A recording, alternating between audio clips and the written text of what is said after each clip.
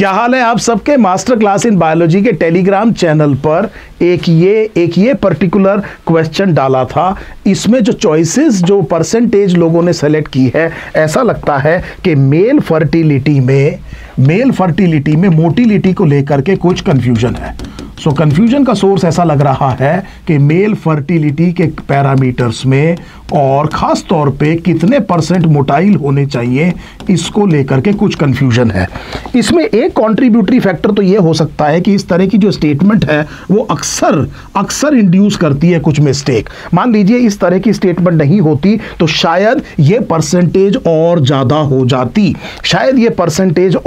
हो जाती, तो एक तो ये बात है कि इस तरह की स्टेटमेंट जो है वो आपको थोड़ा सा कंफ्यूज करती है एग्जामिनेशन में, और आपके दिल में अगर आपने ढंग से नहीं पढ़ा है तो कहीं पे थोड़ा सा डाउट क्रिएट होता है, और फिर आप जो सेफेस्ट अप्रोच है उसकी तरफ जाने की कोशिश करते हैं, और इस तरह की गलतियां आ सकती हैं। अगर हम उसको छोड़ दें तो अगर यहां पर देखें तो आपकी एनसीईआरटी ये कह रही है कि 200 से 300 मिलियन स्पर्म्स होने चाहिए। इसका मतलब जो पहला क्राइटेरिया है एनसीईआरटी के हिसाब से, वो बेटे देखिए ध्यान से, that would be the sperm count. So पहला क्राइटेरिया क्या है? स्पर्म काउंट है। फिर आपकी एनसीईआरटी कह रही है कि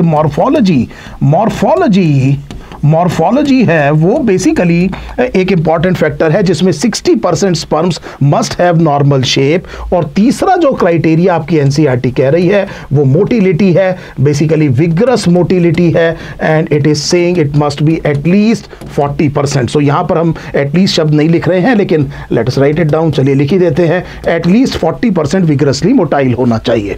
अब इसका मतलब यह हुआ कि यहां दो बात समझ लीजिए। एक तो यह है कि ये 200 से 300 मिलियन स्पर्म पर एमएल काउंट नहीं है, ये टोटल इजैक्यूलेट में काउंट है। पहली बात तो ये समझिए। दूसरा, ऐसा लगता है कि मॉर्फोलॉजी बहुत इंपॉर्टेंट फैक्टर है, और जो सोर्स ऑफ कंफ्यूजन मैं समझ पा रहा हूं वो ये है कि शायद जब आप ये पढ़ते हैं 40% ऑफ देम, तो आपको ये लग रहा है कि पहले तो 60% मॉर्फोलॉजिकली नॉर्मल होने चाहिए, और फिर वो जो मॉर्फोलॉजिकल नॉर्मल है 60%, उसका 40% विगरसली मोटाइल होना चाहिए। मुझे लग रहा है कि इस तरह की जो आपने थिंकिंग की है, शायद उससे ये कंफ्यूजन क्रिएट हो रहा है। मैं आपको इसका एक ऑल्टरनेट देता हूं। मैं ये कह रहा हूं कि 200 से 300 मिलियन होना चाहिए, पहला क्राइटेरिया तो ये है। इसमें 60% नॉर्मल होने चाहिए, और इसी में 40% विगरसली मोटाइल होने चाहिए। This is what I am trying to say. मैं आपसे कह रहा हूं कि वो 60% और 40% ये स्पर्म काउंट के ऊपर की फिगर है, वहां से डिराइव्ड है। ऐसा नहीं है कि पहले यहां से 60% और फिर 60% में से आपने क्या निकाला, 40%। I think that might be the source of confusion. अगर इस तरह का कंफ्यूजन है तो मुझे जरूर बताइएगा। अब मैं जब आपको इतनी बड़ी बात कह रहा हूं तो क्यों ना एक काम करें कि हम एक डेटा को रेफर करें। सो वर्ल्ड में एक बहुत प्रीमियर इंस्टीट्यूट है, इसका नाम है मायो क्लिनिक की ये मैंने यहां पर आपको लिंक दिया हुआ है। इसमें अगर आप जाएं तो यहां पर सबसे पहले, फिर फर्टिलिटी के लिए सबसे इंपॉर्टेंट है क्वांटिटी, और ये क्वांटिटी का मतलब क्या हुआ बेटे? काउंट। और हम ये कह रहे हैं कम से कम 15 मिलियन होने चाहिए।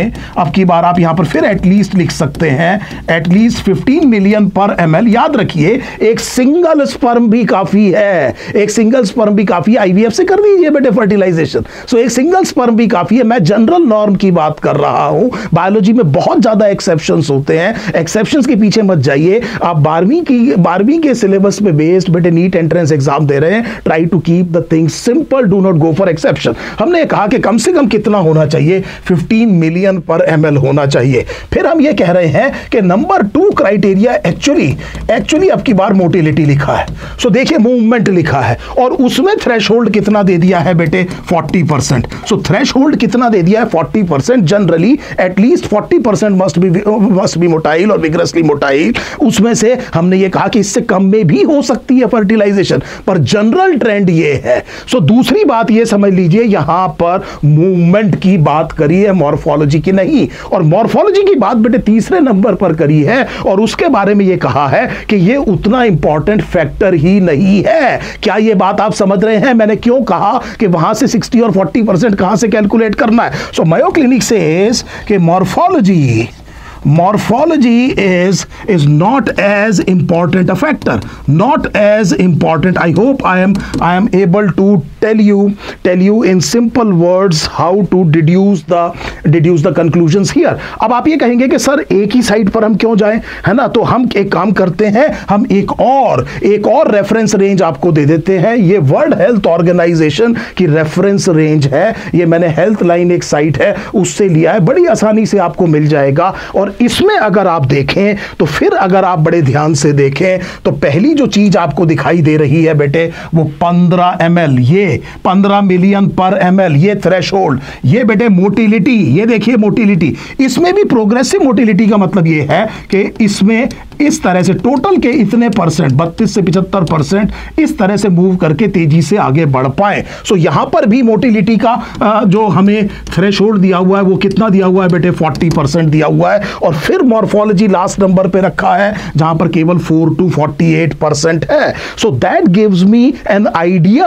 अब हमें यह पता चल गया कि जो सीमन है उसमें at least 40% must be vigorously motile. This is what exactly is being intended to say. So आपकी एनसीईआरटी की ये लाइन बिल्कुल ठीक है कि यहां पर जो आपका जो इजैकुलेट है अगर उसमें पर एमएल जितना भी काउंट है उसमें 40% क्या होना चाहिए, मोटिलिटी होनी चाहिए। और हमने दो बड़ी इंपॉर्टेंट साइट देखी, कुछ आप भी देखिए, ज्यादा टाइम मत खराब करिएगा। आफ्टर ऑल आप एक नीट एंट्रेंस एग्जाम दे रहे हैं जो 12वीं के बच्चों के लिए है, पीएचडी स्टूडेंट्स के लिए नहीं है। Do not unnecessarily waste the time, keep the simple things simple, rare things are rarely asked in entrance. और बहुत सिंपल छोड़िए चीजों को। और उम्मीद है अब आप समझ गए होंगे कि ये 40% मोटिलिटी का मतलब क्या है।